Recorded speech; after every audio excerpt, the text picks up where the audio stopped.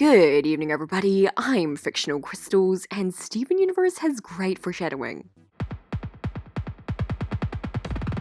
One of my favorite things about Steven Universe is its foreshadowing. The Crewniverse is really good at inputting tiny details, which we may think are not important at first, but turn out to be a part of a much bigger picture. So let's take a look at a few of the times the show has foreshadowed the future, along with taking a look at some hints and parallels. Believe it or not, episode 1 of Steven Universe basically foreshadowed the main plot. Steven's rap about Cookie Cat revealed some stuff about the gems. Cause he came to this planet from outer space, a refugee of an interstellar war. He left his family behind! Gems are from space. The gems had a giant war with each other over the Earth. Rose Quartz, the leader of one of the signs of that war, had to leave her family, the crystal gems and Greg, behind, so that Steven could come into the world. Then Steven had to leave them behind to go to Homeworld. Don't worry though, he's back now. Ronaldo Fryman is a local conspiracy theorist in Beach City. His theories sound completely crazy, yet are completely true. He has foreshadowed the future on more than one occasion. Polymorphic sentient rocks! They're here to hollow out the Earth!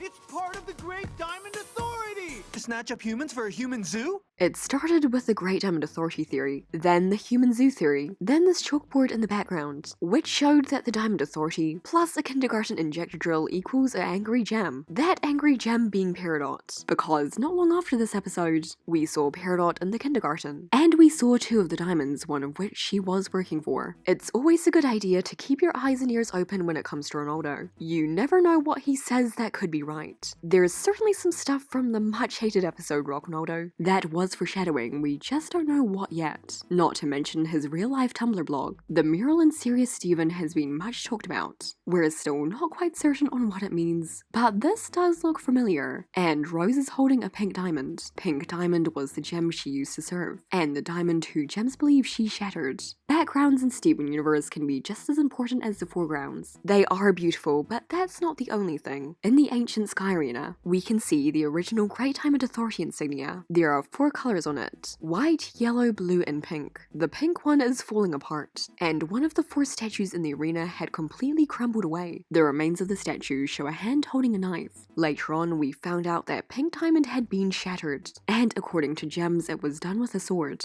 Another instance of very subtle foreshadowing in the background was this robot on Connie's mug. Look familiar? It's actually the one Peridot built in Back to the Barn. For a split second in Monster Buddies, we could see Centibeetle's uncorrupted form. This was before she got almost uncorrupted, and before we found out what corrupted gems really were. By now, we should all know that Garnet is a fusion of the gems Ruby and Sapphire. But if you were paying close attention before the reveal, you would have known before the rest of us. Garnet being a fusion had many hints to it. To name a few, she has 2 gems of different cuts, 3 eyes, red, blue, and purple, which is a fusion of red and blue. And for a split second when Alexandrite unfused, you could see Ruby and Sapphire grabbing onto each other. 2 other hints we got for her being a fusion was her reaction to Steven with fusion. She was overjoyed when Steven fused. And earlier that episode when the others were saying how hard fusion was for them, she said it wasn't for her. It's really hard, even for us.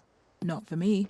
In another episode, she also said this: He's not ready to learn that I have secret animal friends. It's funny that she was talking to these 2 characters while saying that. One of them only has 1 eye and is wearing blue. The other is in red and is slightly shorter, just like Ruby and Sapphire, who she kept as a secret from Steven. Not to mention the flowers were primarily red and blue. This one's more of a reach. In the same episode, there was a fox voiced by Matthew Moy. The fox died, and then was later brought back. There was a glow when this happened, and it was thanks to a gem. Lars, who is voiced by Matthew Moy, died, was resurrected while there was a bright light, and it was thanks to Steven, the boy with the pink gem, that this happened. I also find it funny how Lars was wearing a shirt with a skull several episodes before and when he died. Speaking of Steven's power to bring people back to life, Rose Quartz's mother had this power too. She brought Lion back to life. When Vidalia was threatening Greg, she said this about Rose: You better pray your space goddess's magic can bring people back from the dead. Turns out she could bring back the dead, so Greg didn't have to worry. Steven Universe is riddled with so many tiny details. So there is going to be a part 2 of this video, where I will go over even more cases of parallels, foreshadowing, and hints. But for now, thanks for watching and keep Beach City weird. Welcome to Earth. Welcome to Earth.